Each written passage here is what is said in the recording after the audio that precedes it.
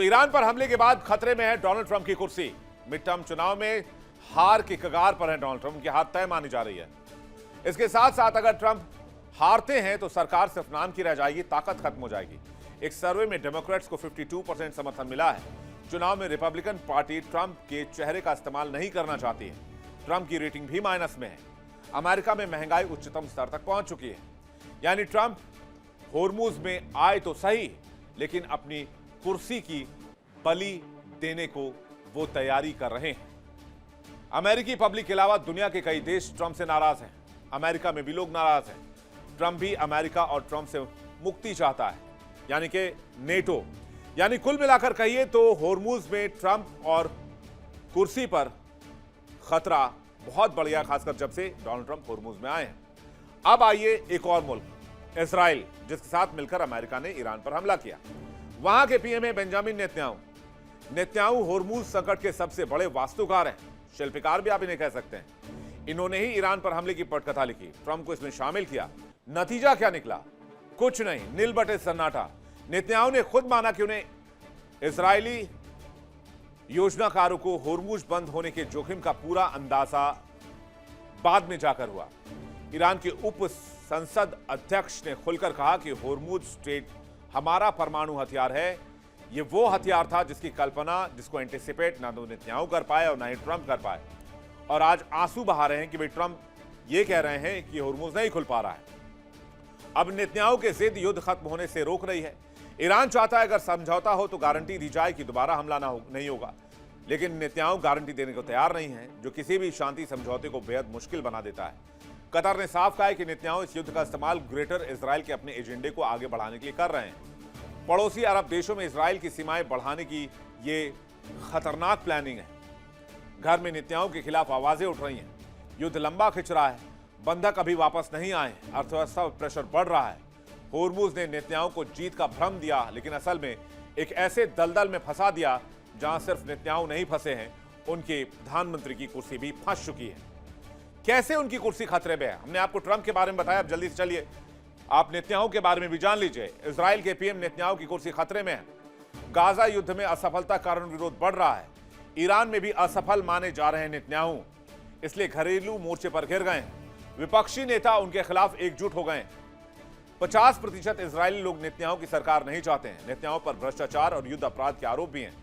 उन पर भ्रष्टाचार के 3 मामले चल रहे हैं। इजरायली लोग सत्ता परिवर्तन की मांग कर रहे हैं और कह रहे हैं इनको सत्ता से हटाया जाए। नेतन्याहू सरकार ने लोगों के एकत्रित होने पर बैन लगा दिया है। तो इजराइल में ईरान, लेबनान, गाजा के साथ चल रहे लंबे समय से तनाव के बीच नेतन्याहू के खिलाफ बहुत ज्यादा आक्रोश है। खास करके तेल अवीव में हजारों लोग सड़क पर उतरकर सत्ता परिवर्तन की मांग कर रहे हैं। पूर्व पीएम नफ्ताली बेनेट और यार लैपिड ने एकजुट होकर टुगेदर पार्टी का ऐलान कर दिया है। इन दोनों का सिर्फ एक ही मकसद है कि आने वाले 2027 के चुनाव में नेतन्याहू को सत्ता से बाहर किया जाए, इनको सत्ता से बेदखल किया जाए। बढ़ते अंतर्राष्ट्रीय दबाव, आंतरिक राजनीतिक उथल पुथल के कारण नेतन्याहू का राजनीतिक भविष्य अनिश्चित बना हुआ है। माना जा रहा है कि नेतन्याहू अगली बार चुनाव में सत्ता से दूर हो सकते हैं। हालांकि रक्षा जानकार मानते हैं कि नेतन्याहू फिर से इजराइल को जंग में झोंक सकते हैं, जिससे उनकी कुर्सी बची रहे। लेकिन विपक्ष इस बार पूरी ताकत लगा रहा है कि इस भाई साहब को यहां से पदस्थापित किया जाए, पद विस्थापित किया जाए। अब चलिए तीसरे अध्याय की बात करते हैं। तीसरे अध्याय में ब्रिटेन के पीएम कीर स्टारमर की बात करेंगे, जो हाल ही में होर्मुज में जहाज भेज चुके हैं। शुरुआत में स्टारमर ने ट्रंप की मांग को ठुकरा दिया था, जिसमें ईरान पर हमले के लिए ब्रिटिश सैन्य अड्डों के इस्तेमाल की मांग की गई थी। फिर दबाव में 1 मई को रक्षात्मक हमलों के लिए वो मान गए। नतीजा यह है कि दोनों तरफ से आग है। कीर स्टारमर करें तो क्या करें? ट्रंप ने कहा कि ब्रिटेन ने बहुत ज्यादा समय लगाया, हम कीर स्टारमर से बहुत निराश हैं। कंजर्वेटिव और रिफॉर्म यूके ने स्टारमर को कायर और अमेरिका का साथी न देने वाला कहा। लिबरल डेमोक्रेट्स ने और गहरी भागीदारी के खिलाफ चेतावनी दी। ग्रीन पार्टी ने इजराइल का साथ छोड़ने की मांग की। यानी पूरा विपक्ष एक साथ मिलकर स्टारमर के खिलाफ हो गया। अलग अलग दिशाओं से हमले हो रहे हैं। 47% ब्रिटिश मतदाताओं का मानना है कि स्टारमर ने इस युद्ध को बुरी तरह से संभाला। 59% ब्रिटिश नागरिक इस संघर्ष के विरोध में हैं। ब्रिटेन के प्रधानमंत्री कीर स्टारमर की कुर्सी पर खतरा है। लोकल चुनाव के बाद जिसका डर था उसकी आहट सुनाई दे रही है। अब तो खुलेआम स्टारमर से इस्तीफा मांगा जा रहा है। दरअसल 70 से ज्यादा लेबर सांसदों और वरिष्ठ कैबिनेट मंत्रियों ने ब्रिटेन के प्रधानमंत्री कीर स्टारमर से इस्तीफा देने की मांग कर दी है। यह मांग तब उठी है जब सत्तारूढ़ लेबर पार्टी को स्थानीय और क्षेत्रीय चुनाव में बहुत बड़ी हार का सामना करना पड़ा। इस हार के कारण स्टारमर सरकार के भीतर नेतृत्व संकट गहरा गया है और ब्रिटिश पीएम कीर स्टारमर की कुर्सी खतरे में आ गई है। दबाव और तब बढ़ गया जब 4 मंत्री पद के सहायकों ने रिजाइन कर दिया। इसके बाद पार्टी के वरिष्ठ नेताओं ने निजी तौर पर सवाल उठाया कि क्या स्टारमर 2029 में होने वाले अगले आम चुनाव तक लेबर पार्टी का नेतृत्व कर पाएंगे या उन्हें पहले ही इस्तीफा दे देना चाहिए। कीर स्टारमर की कुर्सी खतरे में कैसे, ये भी जान लेते हैं। तो कीर स्टारमर जो कि ब्रिटिश के पीएम हैं, 70 से अधिक सांसद कह रहे हैं कि भाई साहब इस्तीफा दे दीजिए, थैंक यू वेरी मच। स्थानीय चुनाव में हार के बाद स्टारमर पर प्रेशर बढ़ा हुआ है। दबाव के बावजूद कीर स्टारमर पद छोड़ने से इनकार कर रहे हैं। सत्ता परिवर्तन के लिए 81 सांसदों के समर्थन की जरूरत होती है। स्थानीय चुनाव में लेबर पार्टी को हार का भी सामना करना पड़ा है। स्टारमर के 4 सहयोगियों ने अपने पद से पहले इस्तीफा दे दिया है। विपक्ष कह रहा है कि स्टारमर ने जनता का भरोसा खो दिया है।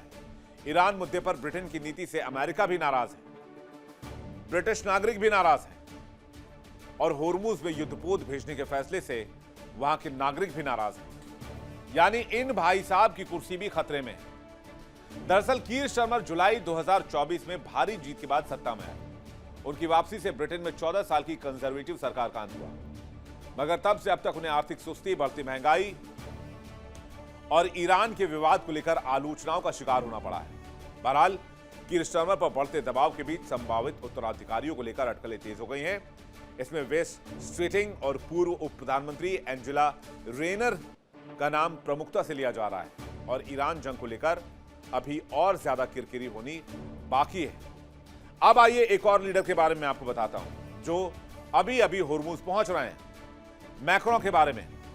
फ्रांस की कहानी सबसे ज्यादा दिलचस्प है क्योंकि मैक्रों ने सबसे चालाक दांव खेलने की कोशिश की और फिर फंसे भी। फ्रांस और ब्रिटेन ने होर्मुज में नौसैनिक उपस्थिति पर चर्चा शुरू की। शुरुआत में तो फ्रांस ने कहा कि हम जंग लड़ने के लिए नहीं जाएंगे, अमेरिका के साथ नहीं है, अमेरिका से तनातनी भी दिखाई। लेकिन बाद में सबको समझ आ गया कि इमैनुअल मैक्रो अमेरिका के साथ मिलकर नूरा कुश्ती कर रहे हैं और होर्मुज खुलवाने के लिए परमाणु युद्धपोत चार्ल्स डी गॉल को भेज दिया। ईरान ने चेतावनी दी कि फ्रांसीसी युद्धपोतों की तैनाती पर निर्णायक और तत्काल जवाबी हमले किए जाएंगे। तो मैक्रो पीछे हटे। उन्होंने कहा कि फ्रांस ने कभी ईरान के साथ समन्वय किए बिना होर्मुज में तैनाती पर विचार नहीं किया। ट्रंप चाहते थे कि यूरोपीय देश होर्मुज पहुंचे, अमेरिका के साथ खड़े हों और होर्मुज को खुलवाएं, ईरान पर हमले करें। मैक्रो विरोध करते रहे और यह विरोध सार्वजनिक तौर पर भी की। मैक्रो ने कहा कि बहुत ज्यादा बातें हो रही हैं, बहुत ज्यादा उलझन है, दुनिया को स्थिरता चाहिए। घर में हालात पहले ही खस्ता थी। फ्रांस में पहले से ही ब्लॉक एवरीथिंग के नारे के साथ जन आंदोलन छिड़ा हुआ है। मैक्रो घिरे हुए हैं बढ़ते कर्ज, महंगाई, सरकारी बजट कटौती के खिलाफ और होर्मुज बंद होने के कारण ऊर्जा कीमतों में बढ़ोतरी हो गई है, जिससे न सिर्फ तेल के दाम बढ़े हैं फ्रांस में, बल्कि वहां पर जो रोजमर्रा की जरूरत की चीजें हैं वो भी महंगी हो गई। मैक्रो इसको संभाल नहीं पाए और मैक्रो नाना करते प्यार तुम्ही से कर बैठे वाली कहानी में फंस गए। अभी तक मना करते रहे, उसके बाद सीधे nuclear aircraft carrier Charles de Gaulle को होर्मुज में भेजने का फैसला कर लिया। अब यही बात वहां के लोगों को नागवार गुजरी। मैक्रो और जर्मन चांसलर मर्ज दोनों होर्मुज का कोई भी हल निकालने में संघर्ष कर रहे हैं। ना तो वो पूरी तरीके से अमेरिका के साथ खुद को दिखा सकते हैं, ना इंडिविजुअली वहां सेना भेज सकते हैं। भेजा भी है तो युद्धपोत भेजा है, वो भी कैरियर, न्यूक्लियर कैरियर एयरक्राफ्ट। अब इसकी वजह से मैक्रो दोराहे पर हैं, इसलिए उनकी कुर्सी भी खतरे में है। अब ये करे तो करे क्या? ना भेजे तो अमेरिका से नाराजगी, भेजे तो वहां के लोगों से नाराजगी, यानी इनकी कुर्सी भी खतरे में। मध्यावधि चुनाव के बाद इनकी स्थिति कमजोर हो गई। 2024 में समय से पहले चुनाव कराना इनको उल्टा पड़ा। पहले ही राजनीतिक अस्थिरता के संकट से जूझ रहे थे। आज की तारीख में किसी भी गुट के पास स्पष्ट बहुमत नहीं है। सरकार चलाना, कानून पारित करना भी मुश्किल है। फ्रांस में अब राइट विंगर्स पावर का उदय हो रहा है। अलोकप्रिय सुधार के कारण भी मैक्रो घेरे में है और ईरान में युद्धपोत भेजने के बाद मैक्रो पर इस्तीफा देने और चुनाव कराने का दबाव बढ़ रहा है। होर्मुज में युद्धपोत भेजने से फ्रांस में नाराजगी है। अमेरिका और फ्रांस के रिश्ते भी अभी ठीक नहीं है। तो सवाल यह है कि जो होर्मुज में रिजीम चेंज करवाना चाहते थे, मेरे कहने का मतलब यह है कि जो ईरान में रिजीम चेंज चाहते थे, अब उन देशों में रिजीम चेंज के पूरे पूरे आसार हैं। चारों की कहानी मैंने आपको बता दी।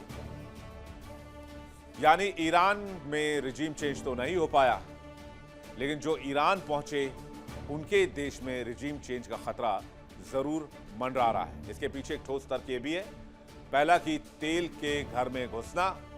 होर्मुज बंद है, तेल महंगा है।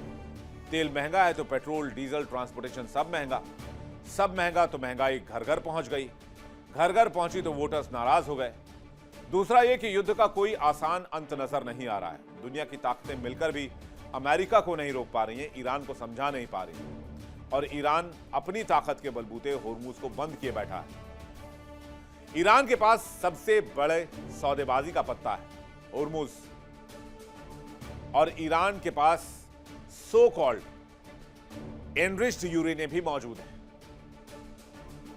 और यहां तक कि ईरान ने यह भी ऐलान कर दिया कि वो होर्मुज को ही अपना परमाणु हथियार मानता है। तो क्या इन देशों में जो सत्ता परिवर्तन है उससे होर्मुज में चीजें बदलेंगी? क्या ईरान पर हमला करना इन देशों के लिए शापित है, या इन देशों के राष्ट्राध्यक्षों के लिए? जो भी नेता इस मामले को हल्के में लेता है वो अपनी सियासी करियर के सबसे बड़े चक्रव्यूह में फंसता है। ट्रंप को पेट्रोल की कीमतों का जवाब देना है, स्टर्मर को ऊर्जा बिलों का, मैक्रों को महंगाई का, नेतन्याहू को युद्ध खत्म ना होने की वजह बतानी है। देखिए इंडिया डेली 24/7 अब आपकी स्मार्ट टीवी पर। इंडिया डेली मौजूद है सभी डिजिटल प्लेटफॉर्म पर लाइव और लगातार। इंडिया डेली 24/7 हर दिन राष्ट्र को समर्पित।